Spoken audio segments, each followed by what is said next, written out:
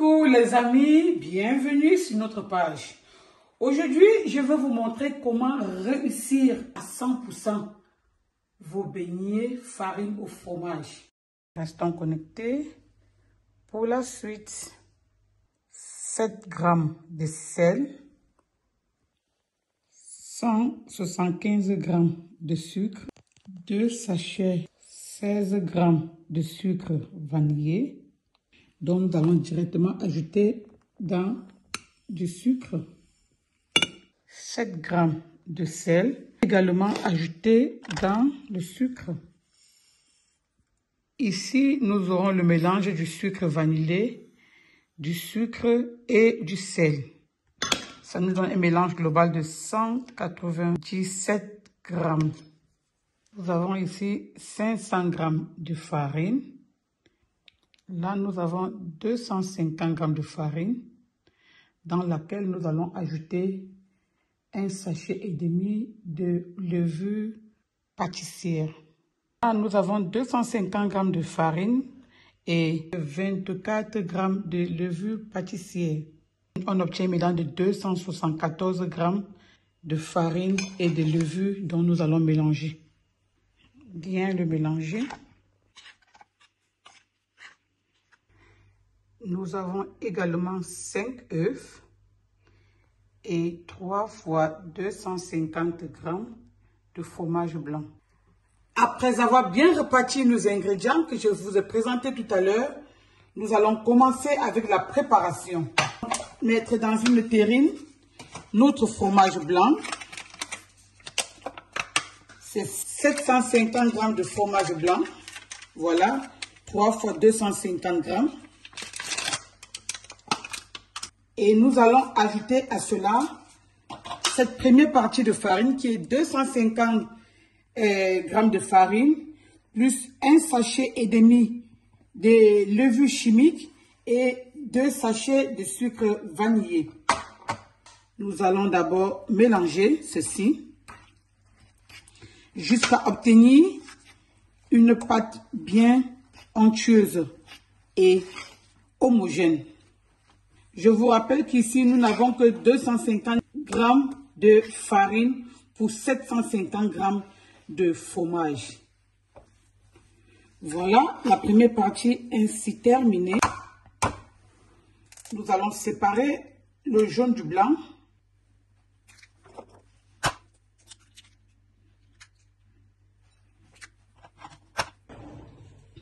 Là, nous avons le sucre vanillé, le sel et 5 jaunes d'œufs. Nous allons bien le mélanger jusqu'à obtenir un mélange bien homogène. Le jaune d'œuf va nous aider à faire dissoudre les cristaux. Voilà. Nous allons battre le blanc d'œuf à neige et pour cela, nous allons ajouter juste un peu de sel.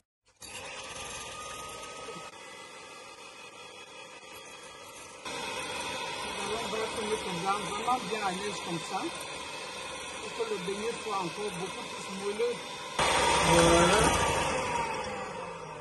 notre blanc d'œuf battu à neige.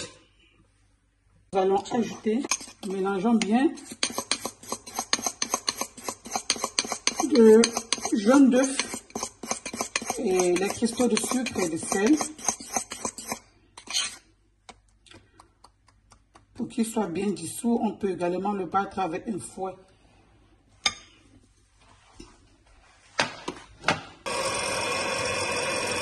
On peut également le faire manuellement, mais si on a un fouet, pourquoi pas s'épargner tout ce travail. Ça va nous permettre d'obtenir une crème. Voilà notre mélange. Une crème bien battue. Le sucre c'est bien ramolli. Nous allons maintenant mélanger tout ceci à notre fromage et farine de blé de tout à l'heure. Voilà. Nous allons ajouter progressivement nos ingrédients, en l'occurrence le jaune d'œuf et sucre bien battu.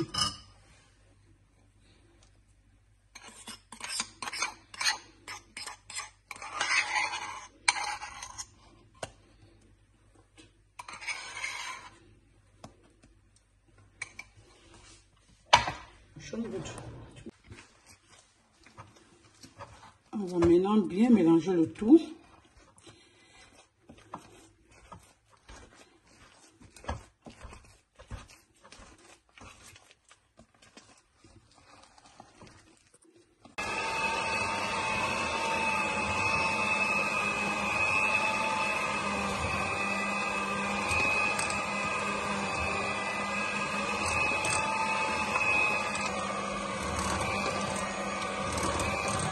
Voilà, après avoir mélangé le fromage, une partie de la farine, le jaune d'œuf, le sucre, le sel, la levure, on va ajouter progressivement le reste des 500 g de farine. On va le mélanger délicatement, sagement.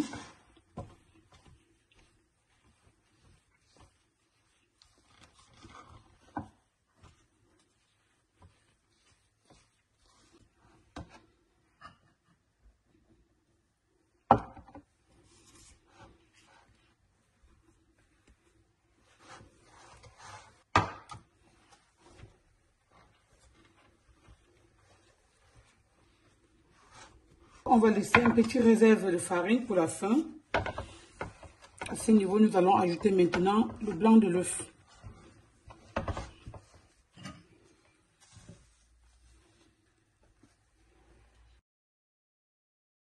Les beignets moelleux de Maman Comme Chef. Bon, là maintenant, je vais entrer dedans avec les mains. C'est la phase terminale. Je vais pétrir ma pâte parce que ici, je veux sentir la texture des beignets. Tu dois sentir la texture. Enfin, avant d'ajouter progressivement la dernière vague de farine restante. Vous voyez là, la pâte, elle est souple, mais elle n'est pas encore assez solide. Si vous la faites à ce niveau, ça va boire de l'eau. J'ai pris la peine de mesurer les quantités parce que je les fais souvent au pic. Mais là, maintenant, vous avez vraiment les quantités détaillées. Et je vous le laisse en description. J'ajoute la farine. Là-dedans, je mets toute ma farine. Vous voyez qu'on a consommé tous nos 750 g de farine à la fin.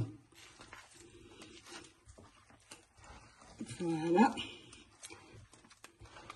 Les beignets n'ont pas de grumeaux. Ils sont bien mélangés. La pâte est bien homogène. Les cristaux de sucre et de sel sont bien délayés. La farine également.